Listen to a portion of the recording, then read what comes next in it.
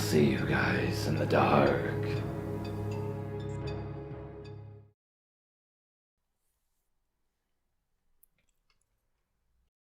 So I had known this woman since before I could remember. She was really good friends with my mom and dad through high school, so I already knew her before all of this.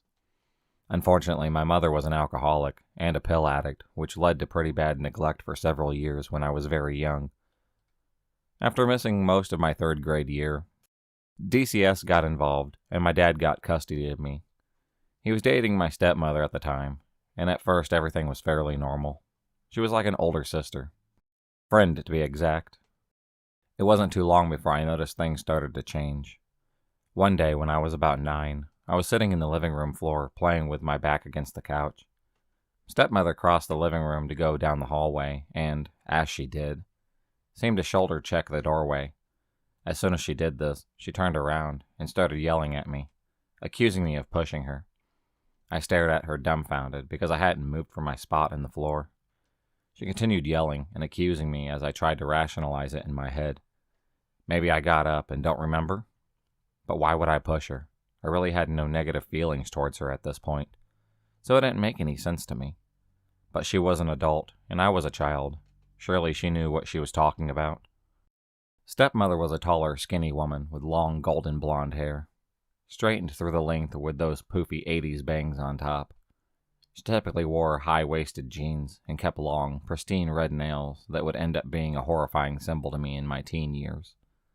Things only got worse as I got older. I would speak to my mom on occasion over the phone or in a letter the first few years. But each time I did, stepmother would become more and more hostile towards me, claiming that my contact with my mother was making me misbehave. But I was always an introvert. I loved reading and school, and I was a bit of a nerd and hated getting into trouble, so this accusation didn't make sense to me, even then. But what could I do about it? Before too long, I noticed that stepmother looked for any opportunity along with me to treat me however she wanted. Stepmother became extremely militant. Each morning she woke up for school by bursting into my room, aggressively jerking the covers from my body. Some mornings, even grabbing my feet, digging her nails in and twisting my toes. I was expecting to follow a strict schedule on school mornings. 6:15, get out of bed. 6:25, get dressed for school.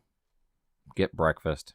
At this time I was expected to stand in the exact center point of the threshold between the kitchen and the dining room, ready to take my breakfast and sit in my spot at the table. 6:35, be done with breakfast. By 6:45, finish getting ready for school. Be sitting Indian style in the center of the living room, waiting on everybody to be ready.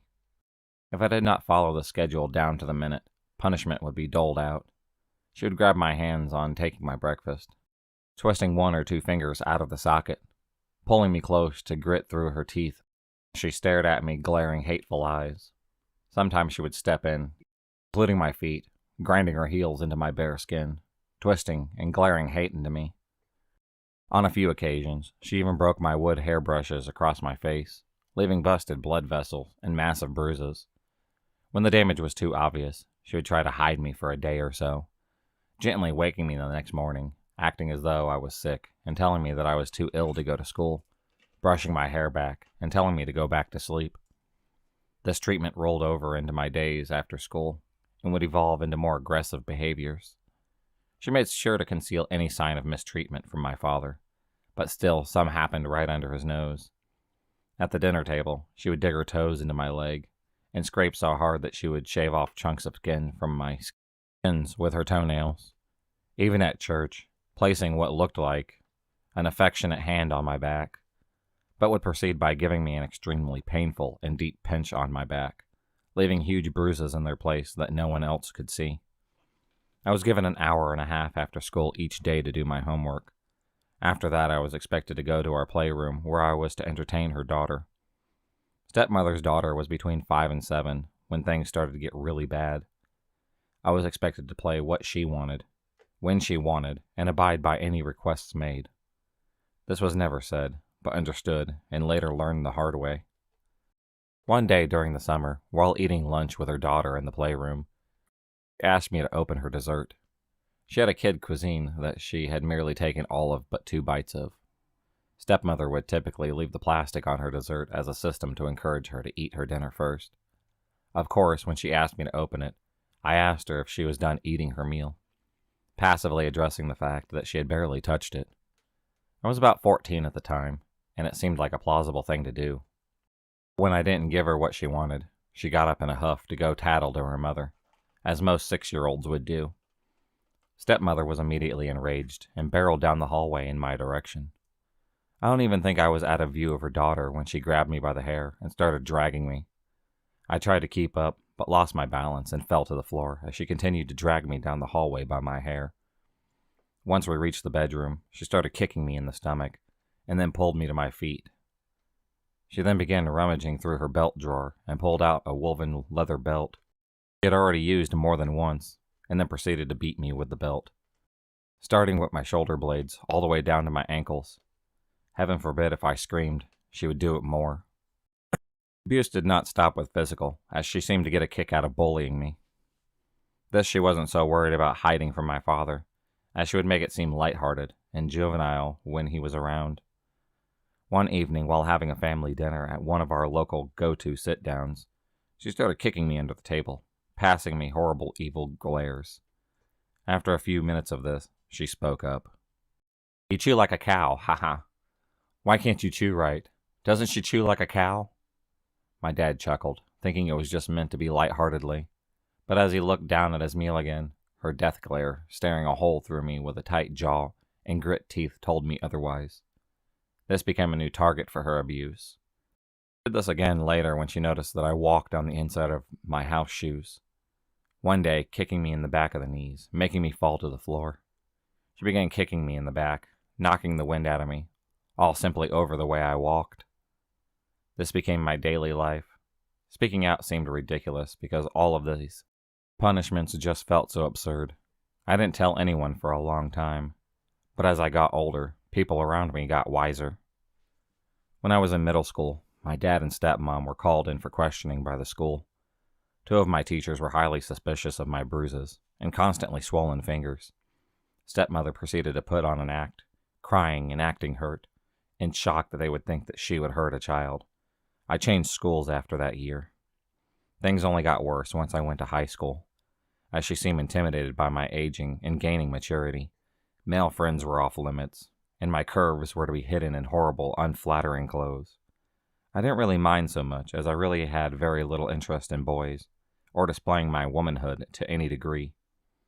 However, one afternoon, while taking a shower, she burst in the bathroom to remind me of my timing. As she whipped the bathtub curtain open, she saw the hair growing below my waist. Before I could react, she grabbed the hair and jerked it down, pulling out a handful of my hair. She cursed me for not telling her that I had started maturing in that way. I couldn't tell anyone about that for years. After the belt, however, stepmother's sister-in-law saw my backside and called my dad at work, cursing him and threatening to report it. I started going to her house on the weekends after that. After this, I got braver and became less scared. Once I saw people reacting to what little they saw of my stepmother's behavior, I knew I was in the right for sticking up for myself. So I did, in subtle ways at first. I brought jewelry and makeup to school and started giving myself space to express myself. Then one morning, while running a minute or two behind on breakfast, stepmother came to the kitchen in a rage. I finished getting ready for school. Before I could have turned around from rinsing my dishes, she was rummaging in the utensil drawer and pulled out a fork. She backed me against the kitchen counter, pressing the fork to my throat. I don't remember what she said to me in those moments, but I remember her hot breath in my ear, hissing through her teeth at me, and I remember the chill of the cold metal prongs to my throat. I was only 16 at the time. My last day there was a field day of my junior year. I decided to wear a cute outfit that her sister-in-law had bought me for casual days. It was a cute cap-sleeve striped t-shirt, cute femininely to suit my curves with long matching shorts. I knew she wouldn't like it, but I also knew that it was completely appropriate for a girl my age, even very conservative in comparison to my other peers. She saw me as I was walking down the hallway towards my bedroom, and I saw the rage fill her. She came at me nails first, grabbing my arms and dug her nails in. This was when I snapped and fought her off, shoved her into a wall. Rage filled me as I went to the living room to grab my phone, If you touch me again, I'm going to call the cops." She went pale, and suddenly I wasn't scared for myself anymore. I couldn't control myself, and I laughed. "You're scared," I said, suddenly enlightened. Her face went blank as she walked towards me. "If I have to make your dad choose between you and me, it's not going to be you," she said coldly. I ignored this, because I knew she was delusional to think something like that. I went to my bedroom and packed a bag. She didn't stop me, but she did make sure to let me know that if I left, I wasn't welcome back. I ended up spending that summer in Florida with my stepmother's sister-in-law, and moved in with my grandmother for the next several years. I only saw stepmother once in my 20s. She had left my dad by the time I was out of high school for the man she had been cheating on him with. She and I spoke briefly over Facebook in that next year, and I confronted her about what she put me and my dad through. Her response: "I'm sorry if you felt unloved. I was just really stressed. And you were a pretty rebellious kid." I kind of find this funny, but it is what it is.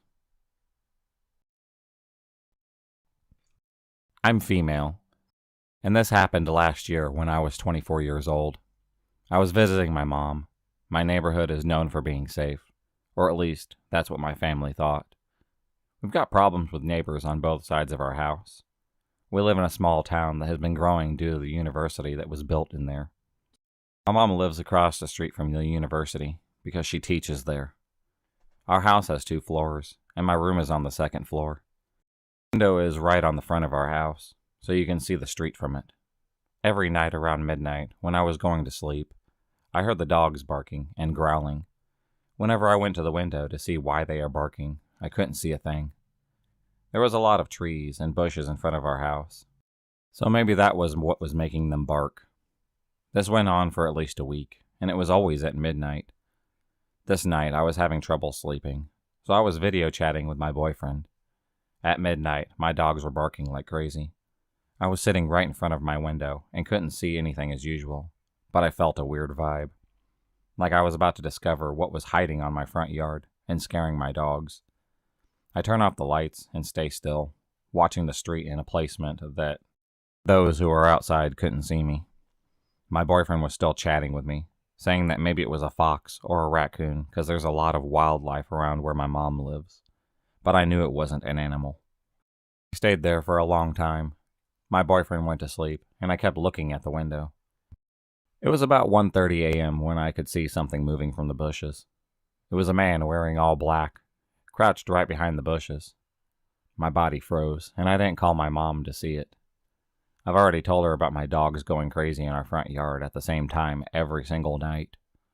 But like my boyfriend, she said maybe it was just an animal. So I was there looking at him, and he couldn't see me. He started moving, but still was bent over so no one could see him. But as I was on the 2nd floor, so I could see him just fine. He crawled with his back right next to our fence until he reached the neighbor's gate. Right inside that gate was a car parked. What happened next was really fast. He lit up a Molotov cocktail and tossed it in the car. That went up in flames like crazy, and I finally called my mom to see what was happening. He ran away like a feral cat, so fast down the street. My mom was calling the police, and then the fireman. But as I got there, the man was long gone. The next day, my mom got a call from the police officer that came the night before, telling her that they arrested the man that did that. He was trying to convince his ex-wife, who was our neighbor, to get back to him. He said he would make things worse if she didn't get back with him. After that, she moved out in a week. We really never talked to her, so I don't know any more details. I'm happy that he got arrested. I'm sad I only managed to do something after he set her car on fire.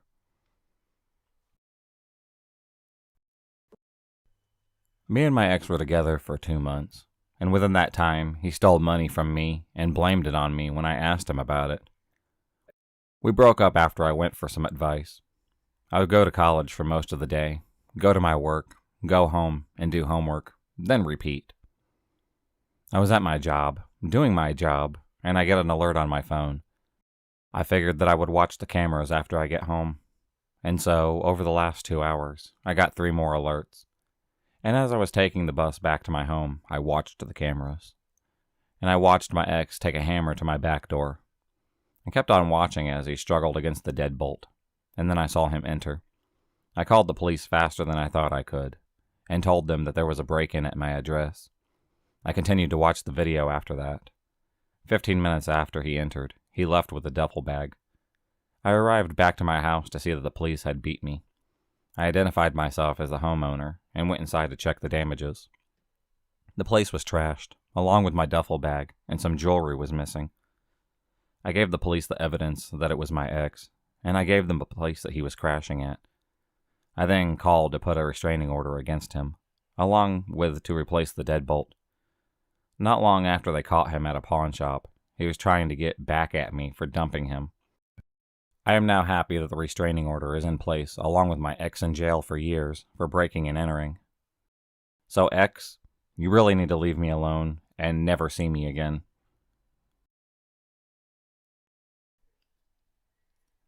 So preface to this. I was young, maybe 18 or 19, and had no idea what we were getting into. So my father owns 3 businesses and was actively dating his business partner and was providing for her. She also made advances on me, which kind of creeped me out. She would buy us all food, and at first I was grateful, but then I started becoming nervous as she wanted to be alone with me a lot. My father ended up getting married, but didn't tell her. She got really upset at him. Told me not to tell her about it. She came to my job and demanded to see my father, to which I told her he wasn't here. She screamed at me and said that we would soon regret it. Due to the disturbing nature of it, I called the cops, and all they did was take my name, but didn't actually look into it. So fast forward. I came home around 12 at midnight, as I had just come home from my second job, dead tired from school and work. I ate and crashed on my bed. It had to be at least 3 in the morning when I heard my door open. At first I didn't move because I assumed it was my calico cat, Misty, pawing at my door, as she likes to sleep with me. When I groaned her name and she didn't answer, it struck me strange, but I wasn't worried until I felt a presence standing over me. I quickly woke up and discovered my father's ex in our house above me, crazy-eyed. She was screaming, saying how she would get her revenge on my father. I quickly rolled out of bed, ran past her, and called the authorities. She openly tried to fight my father's wife and tried to stab my dad. The police came and arrested her on the spot. That was the scariest shit that I've ever been through, and I'm glad that I won't see her again. Now I sleep with a blade next to my bed and a taser. Please be careful, as you never know who may pay you a late-night visit. Very soon my dad's about to go and get a restraining order on this lady. If you enjoyed this video, please subscribe, like, and hit the bell for notifications on future videos, and become a stalker of the night. And I'll see you next time.